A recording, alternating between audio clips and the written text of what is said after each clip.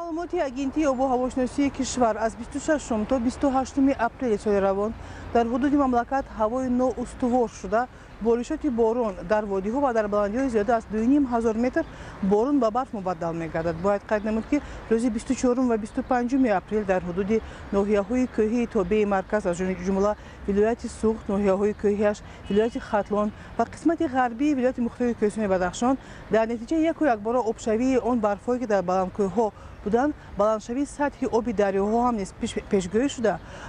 зуҳуроти омадани селҳо хавфаш хеле зиёд мегардад. Бояд қайд намуд ки дар натиҷаи боришоти борони пушат ки рӯзҳои 28 апрел дар ҳудуди мамлакат ба ғайр аз истиснои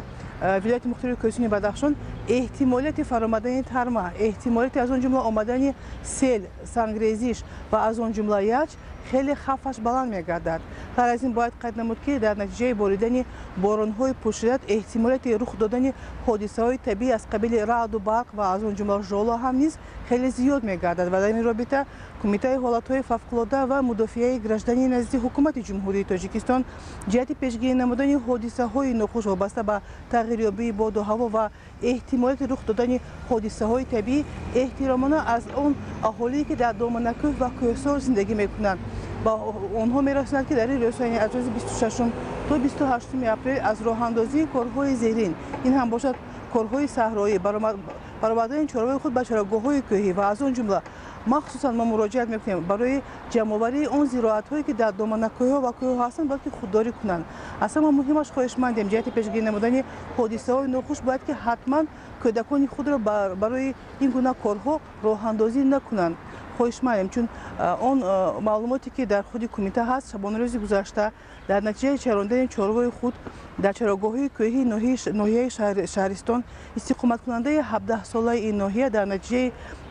рух додани ҳодисаи табиӣ, ин ҳам бошад раъду барқ ба ҳалокат расид. Бинобар ин хоҳишмандем кӯдакони худро эҳтиёт намоед, барои чарондани чорво ба чарогоҳҳо онҳоро нафиристед ва аз ҳама муҳимаш худ ҳам ибрат шавед то ин ки барои ҷамъоварии зироатҳое ки айни замон дар кӯҳсор ҳаст наравед. Ва албатта муроҷиати махсуси Кумитаи ҳолатҳои фавқулода ба ронандагон ҳаст. Дар ин рӯзҳо ҳангоми роҳандозии он сайру саёҳат ё ин ки